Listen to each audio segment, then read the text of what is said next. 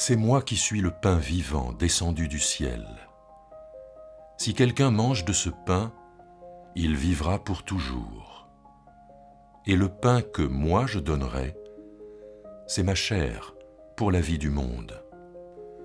Les Juifs se querellaient entre eux. Ils disaient « Mais comment celui-ci peut-il nous donner sa chair à manger ?»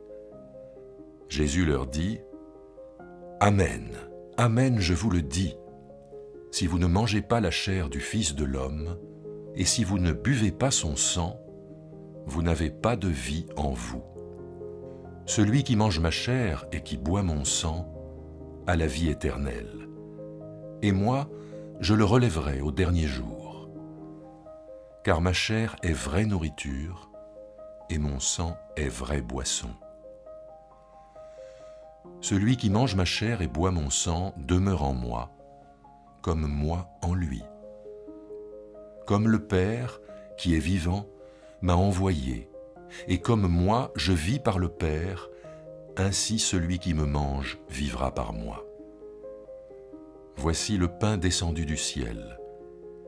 Il n'est pas comme celui qu'ont mangé les pères, ils sont morts. Celui qui mange ce pain vivra pour toujours.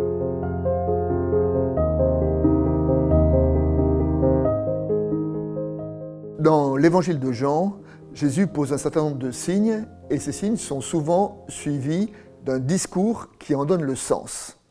Alors le chapitre 6 commence par le signe de la multiplication des pains et des poissons et toute la suite du chapitre, c'est le discours sur le pain de vie.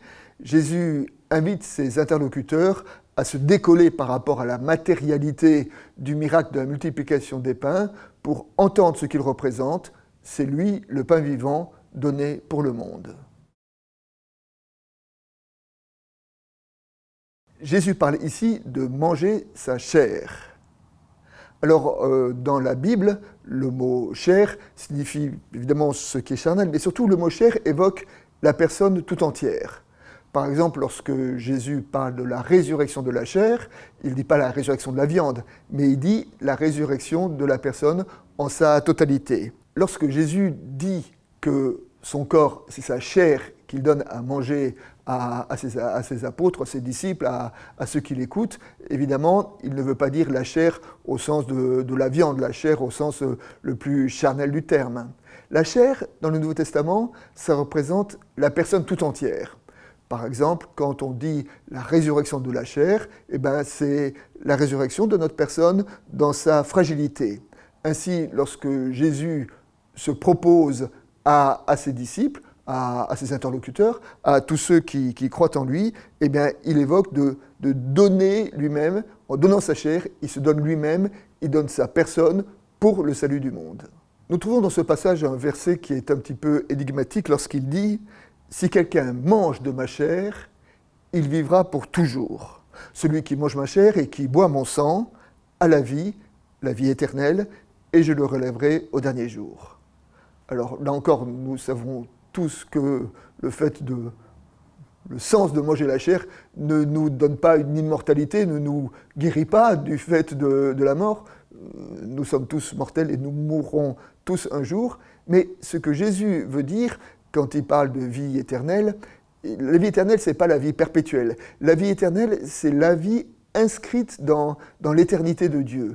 Et ainsi, Jésus nous dit que dans le fait de manger ce qu'il nous propose, il nous parle d'élargir notre vie et il nous parle d'une vie qui dépasse simplement ce que nous pouvons voir, sentir, entendre, mais il nous parle d'une vie plus grande que celle que nos sens peuvent percevoir.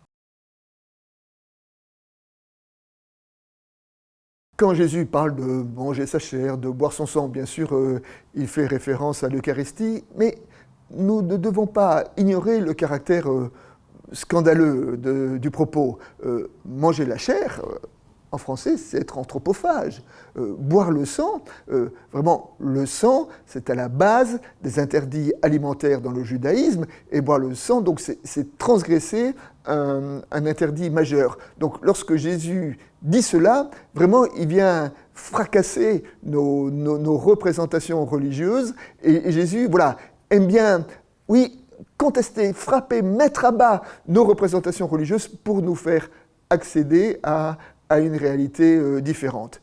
Et d'ailleurs, nous pouvons comprendre aussi que dans ce chapitre 6 de l'évangile de Jean, il y a le seul moment où nous voyons des disciples quitter Jésus. Hein. Le dernier verset du chapitre dit, ayant entendu ces paroles, des disciples dirent « Cette parole est dure à entendre ».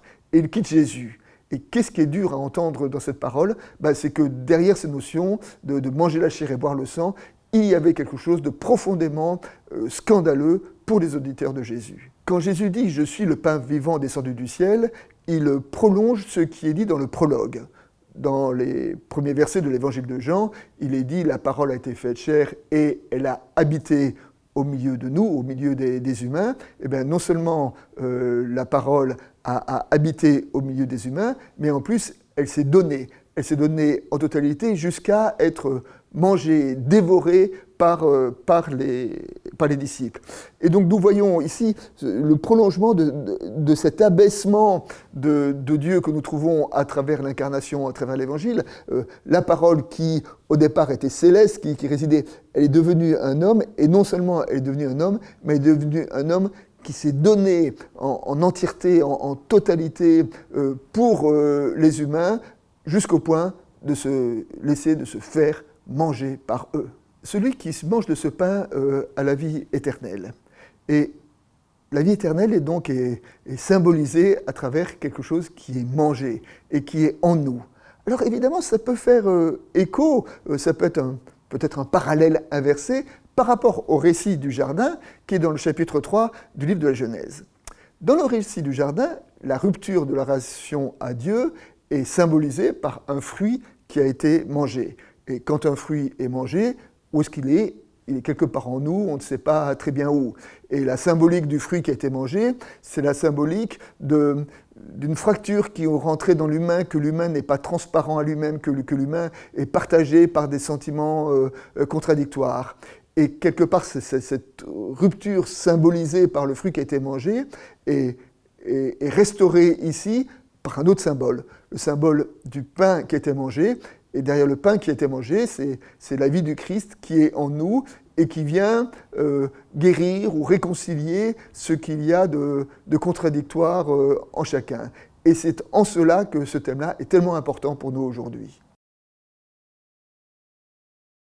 À propos de manger le pain, boire le vin, ce petit témoignage du pasteur Jean Valette. Un jour, je suis arrivé chez un ami parce que j'étais accablé par les ennuis et les soucis. J'avais le cœur au bord des lèvres. J'ai commencé à raconter, mais il m'a dit « Ah, on a le temps, tu sais ». Il a mis la table, sur la table une nappe blanche, des assiettes claires, des verres brillants, la miche de pain, la carafe de vin.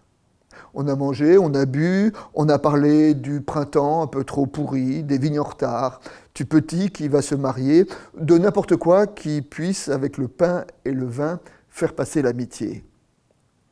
Au bout d'un moment, profitant d'un peu de silence, l'ami m'a dit « Ah, au fait, tu voulais me parler de quoi exactement ?» Et j'ai répondu « Moi, rien.